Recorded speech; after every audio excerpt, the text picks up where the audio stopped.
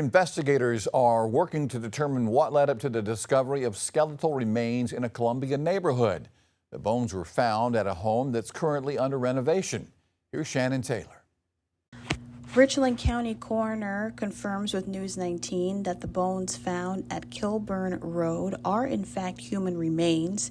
This comes after police say officers were dispatched shortly before 4 p.m. Wednesday night at the 700 block of Kilbourne Road after someone at the property reported finding a small quantity of skeletal remains. Workers at the scene told News 19 the bones were found by employees working to install HVAC machines. We also spoke with a resident who lives on Kilbourne Road, who says while the discovery was surprising, she still feels safe in the neighborhood. You know, it's not anything that I'm concerned about. I think it's a very safe neighborhood. The city of Columbia is a wonderful, safe city. So, you know, I know that they'll, whatever the actual you know, the final findings are, I really am not concerned about it. Now comes the part of trying to determine what the bones were, and that's in the hands of the Richland County coroner. Richland County coroner Nada Rutherford told News 19 in a statement, quote, "The forensic anthropologists on staff are working to determine the identity, and DNA is a primary method for identification.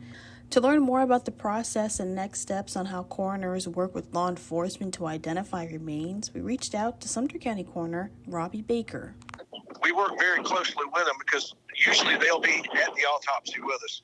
That way they can find out what the race, the sex, and the possible age, height, weight description, and then maybe how long these skeletal remains have been out there. So that way they go back and start looking at their records, cross-checking people that have been missing.